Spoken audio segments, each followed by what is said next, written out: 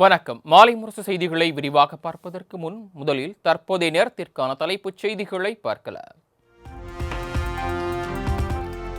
கஞ்சா கொடுத்தே தனிப்படை காவலர்கள் அஜித்குமாரை தாக்கினர் என அவரது நண்பர் மனோஜ்குமார் அதிர்ச்சி தகவல். மிளகாய் பொடி கலந்த நீரை வாய் வழியாக கொடுத்ததுடன் கால் சட்டையை கழட்டி அவரது மர்ம உறுப்பிலும் ஊற்றினர் எனவும் பேட்டி. அவளை ஸ்மெல் பண்ணும்போது எனக்கு கொஞ்சம் பதட்டமாக இருக்குது, இருந்தாலும் சொல்கிறேன். அவரை ஸ்மெல் பண்ணும்போது அவர் மேலே வந்து கஞ்சா வந்துச்சு. கஞ்சா குடிக்க வச்சு தான் அவரை வந்து அடிச்சிருக்காங்க, துன்புறுத்திட்டு இருக்காங்க. இதை போலீஸே வந்து கொடுத்துருக்காங்க, அவரை வந்து குடிக்க வச்சுருக்காங்க. குடிக்க வச்சு தான் அவனை வந்து டார்ச்சர் பண்ணியிருக்காங்க.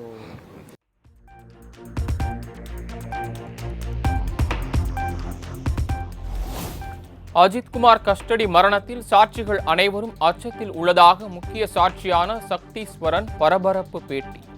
அஜித்குமாரை நான் அடித்ததாக என் மீதே போலீசார் பொய் புகார் கூறுவதாக வேதனை.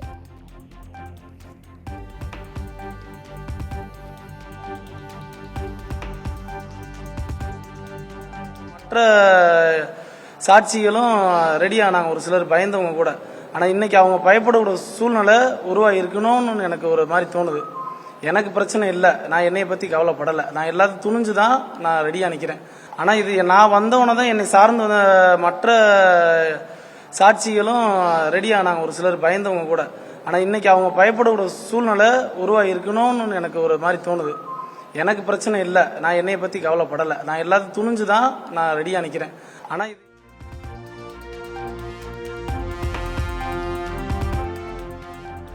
அஜித்குமார் கொலை வழக்கின் முக்கிய சாட்சியான சக்தீஸ்வரன் வீட்டிற்கு போலீஸ் பாதுகாப்பு. தனக்கு பாதுகாப்பு கோரி தமிழக டிஜிபிக்கு சக்தீஸ்வரன் கடிதம் எழுதியிருந்த நிலையில் நடவடிக்கை.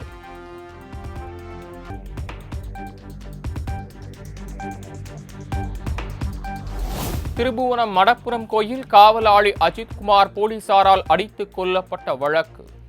6 வாரங்களில் அறிக்கை அளிக்க மனித உரிமை ஆணைய புலன் விசாரணை பிரிவு ஐஜிக்கு தமிழ்நாடு மாநில மனித உரிமை ஆணையம் உத்தரவு.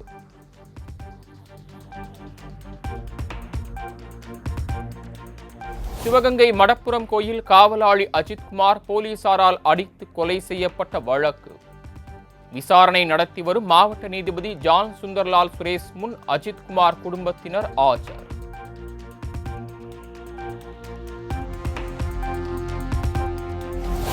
மடப்புரம் கோயில் காவலாளி அஜித்குமார் மீது திருட்டு புகார் கொடுத்த நிகிதா மீது அடுக்கடுக்காக குவியும் புகார்கள். அரசு வேலை வாங்கி தருவதாக பலரிடம் லட்சக்கணக்கில் மோசடி செய்தது அம்பலம்.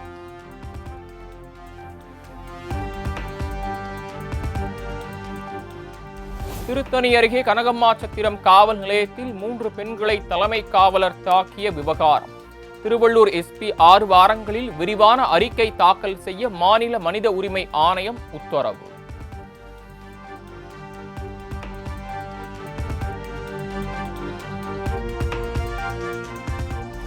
பகுஜன் சமாஜ் கட்சி தலைவர் ஆம்ஸ்டாங் கொலை வழக்கை சிபிஐக்கு மாற்ற கோரி தாக்கல் செய்யப்பட்ட மனு. காவல்துறை பதில் மனு தாக்கல் செய்ய சென்னை உயர்நீதிமன்றம் உத்தரவு.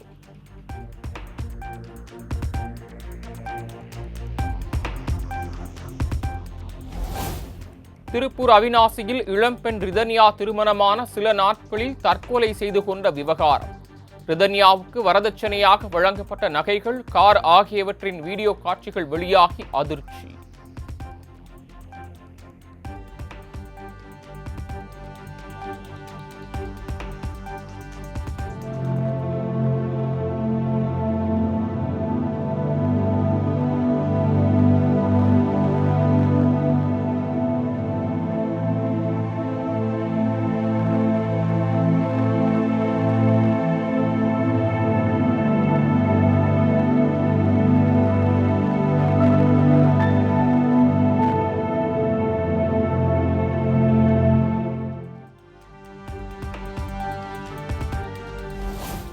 கிருஷ்ணகிரி மாவட்டம் தேன்கனிக்கோட்டை அருகே 13 வயது சிறுவன் காரில் கடத்தி கொலை. உடலை கைப்பற்றி கொலை குற்றவாளிகள் குறித்து காவல்துறையினர் தீவிர விசாரணை.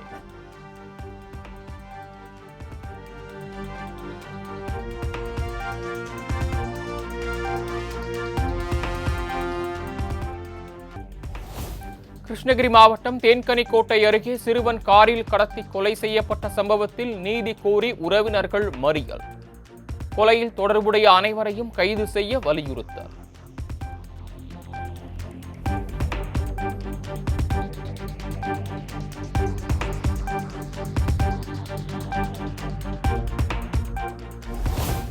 நாங்கள் வைத்ததுதான் சட்டமா என்ற அடிப்படையில் செயல்பட இது என்ன போலீஸ் ராஜ்யமா என சென்னை உயர்நீதிமன்றம் சரமாரி கேள்வி. சட்டத்தில் உள்ளதை செய்ய மறுத்து தெனாவட்டாக செயல்படுவதாகவும் வழக்கு ஒன்றில் காவல்துறைக்கு நீதிபதி வேல்முருகன் கண்டனம்.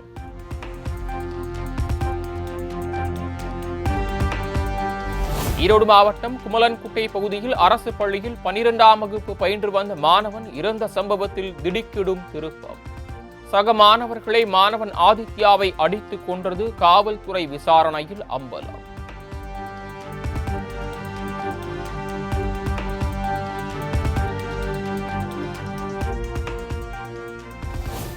தென்காசி அருகே 3வது மாடியிலிருந்து தவறி விழுந்து தொழிலாளி உயிரிழப்பு. சாரம் சரிந்து விழுந்த சிசிடிவி காட்சி வெளியாகி பரபரப்பு.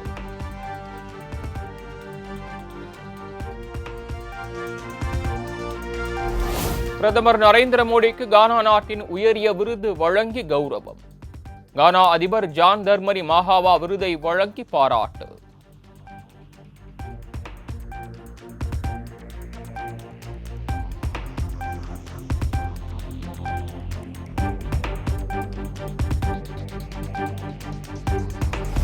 கானா நாட்டின் நாடாளுமன்றத்தில் பிரதமர் மோடி உரை. 140 கோடி இந்தியர்களுக்கு பெருமை சேர்ந்துள்ளதாக பெருமிதம்.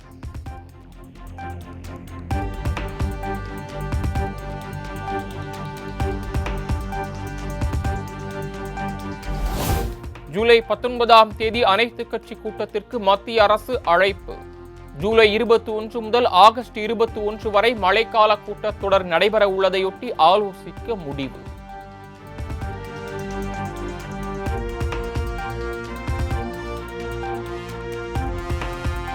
டாபர் நிறுவனத்தின் ஊட்டச்சத்து மருந்து குறித்து அவதூறு பரப்பும் வகையில் பதஞ்சலி நிறுவனம் வெளியிட்ட விளம்பரத்தை உடனடியாக நிறுத்த வேண்டும். டெல்லி உயர்நீதிமன்றம் அதிரடி உத்தரவு.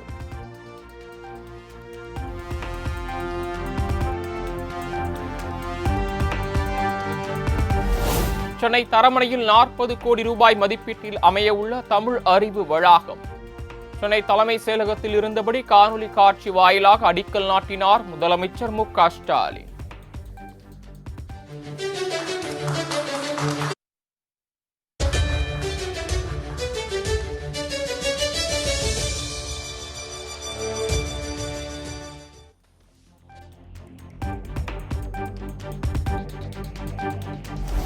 திமுக சார்பில் ஓரணியில் தமிழ்நாடு என்ற முன்னெடுப்பை தொடங்கி வைத்தார் முதலமைச்சர் மு.க. ஸ்டாலின். தனது வீடு அமைந்துள்ள ஆழ்வார்பேட்டையில் வீடு வீடாக சென்று உறுப்பினர் சேர்க்கை.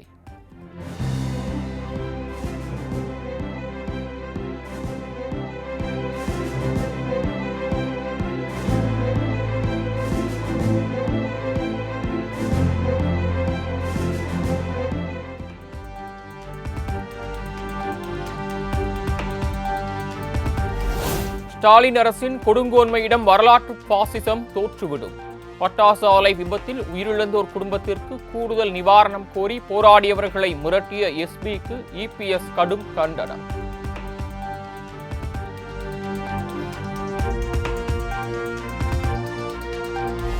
மேட்டூர் அணை திறக்கப்பட்டு 20 நாட்களுக்கு மேலாகியும் கடைமடை பகுதியை சென்றடையாத தண்ணீர்.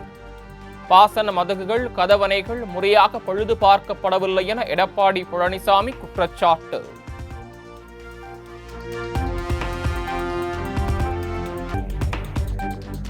திமுக மற்றும் அதிமுகவுடன் கூட்டணி குறித்து பேசி வருவதாக வெளியான தகவல்கள் அனைத்தும் வதந்திதான்.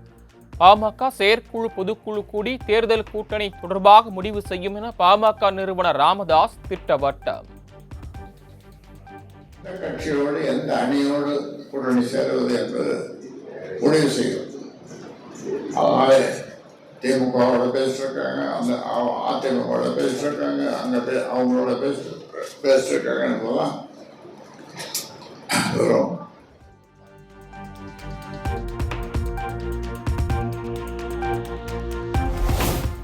சேலம் பாமக எம்எல்ஏ அருளை கட்சியிலிருந்து நீக்கும் அதிகாரம் அன்புமணிக்கு இல்லை.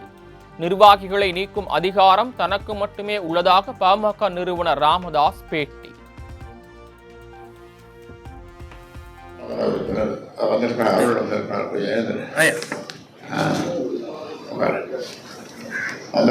அவரை நீக்கும் அதிகாரம்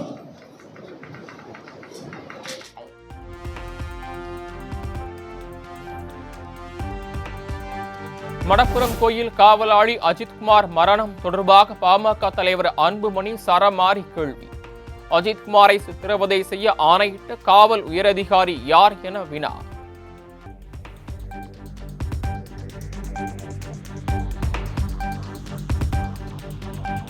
காவலர்களால் தாக்கப்பட்டு உயிரிழந்த அஜித்குமார் வீட்டிற்கு விஜய் சென்றது அரசியல் ஸ்டண்ட் என அமைச்சர் ரகுபதி விமர்சனம்.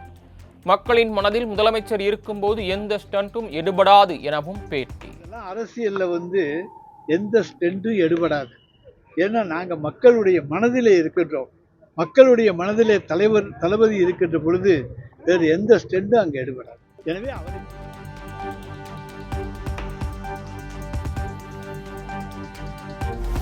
தமிழகத்தில் டிரான்ஸ்பார்மர்கள் கொள்முதலில் நடந்த முறைகேடு தொடர்பாக செந்தில் பாலாஜி உள்ளிட்டோருக்கு எதிரான புகார்.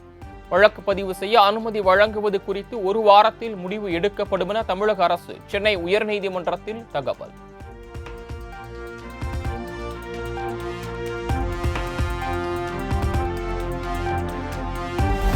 சென்னை திருவொற்றியூரில் தேங்கிய மழை நீரில் மின்சாரம் தாக்கி 17 வயது மாணவன் உயிரிழந்த சம்பவம்.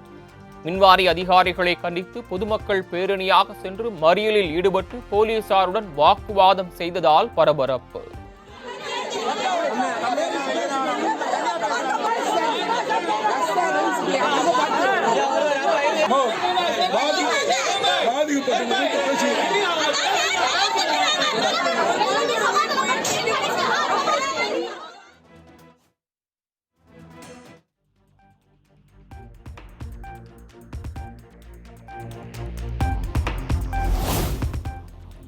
சிங்கார சென்னை என்று சொன்னவர்கள் பாதுகாப்பற்ற சென்னையை தான் உருவாக்கி வைத்திருக்கிறார்கள்.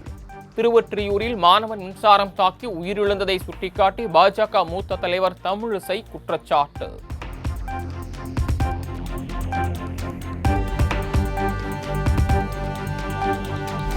அதிமுக பொதுச் செயலாளர் எடப்பாடி பழனிசாமியின் மக்களை காப்போம் தமிழகத்தை மீட்போம் தொடக்க விழாவில் பங்கேற்க பாஜகவுக்கு அழைப்பு.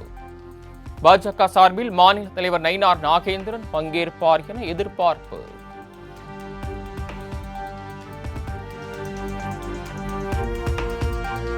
தமிழகம் முழுவதும் சுற்றுப்பயணம் மேற்கொள்ளும் எதிர்க்கட்சித் தலைவர் EPSக்கு பாதுகாப்பு வழங்க வேண்டும். காவல்துறை டிஜிபியை சந்தித்து அதிமுக சார்பில் முன்னாள் அமைச்சர் மனு.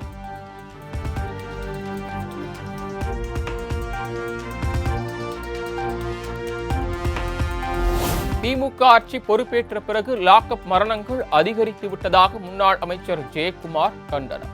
தமிழகத்தில் சட்டம் ஒழுங்கு அடியோடு சீரழிந்து விட்டதாகவும் காட்டார். சொல்லிட்டா அந்த உயிர் திரும்பி வந்து முடியாது. சரி, 24 லாக்அப் டெத் ஆயிருக்கு. இந்த 25 இது 25வது. இதுக்கு முன்னாடி 24 லாக்அப் டெத் ஆயிருக்கு. இந்த 24 லாக்அப் டெத்துக்கெல்லாம் சாரி சொன்னார் அவரு.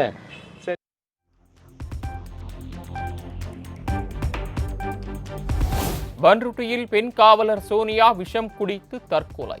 தன்னுடைய உயிரிழப்பிற்கு காவலர் ராஜுதான் காரணம் என கடிதம் எழுதியுள்ளதால் பரபரப்பு.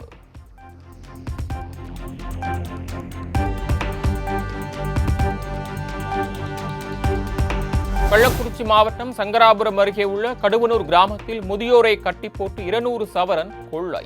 தடயங்களை சேகரித்து காவல்துறையினர் தீவிர விசாரணை.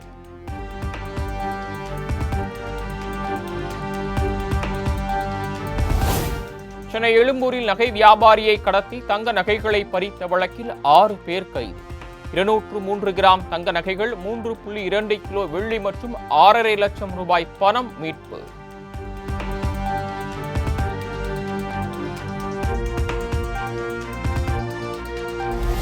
மதுரையில் திருட்டு வழக்கு ஒன்றில் அதிமுக முன்னாள் அமைச்சர் செல்லூர் ராஜுவின் முன்னாள் ஓட்டுநர் கைது. 42 லட்சம் ரூபாய் திருடப்பட்ட வழக்கில் முன்னாள் ஓட்டுநர் சுரேஷ் உட்பட 4 பேரை கைது செய்து போலீசார் விசாரணை.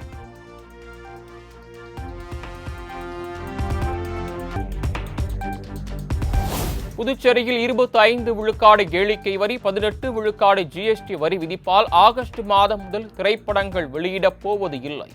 தயாரிப்பாளர்கள், விநியோகஸ்தர்கள் முடிவு செய்துள்ளதாக தகவல்.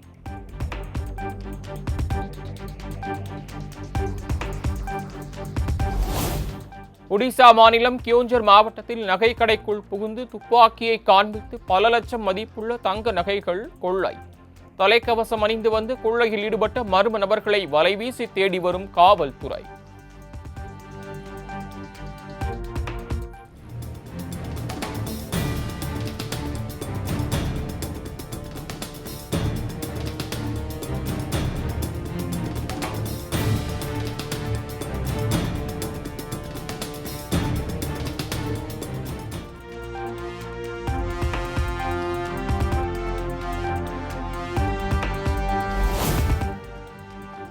போதைப்பொருள் பயன்படுத்தியதாக கைதான நடிகர்கள் ஸ்ரீகாந்த், கிருஷ்ணாவுக்கு ஜாமீன் வழங்கக்கூடாது என காவல்துறை எதிர்ப்பு.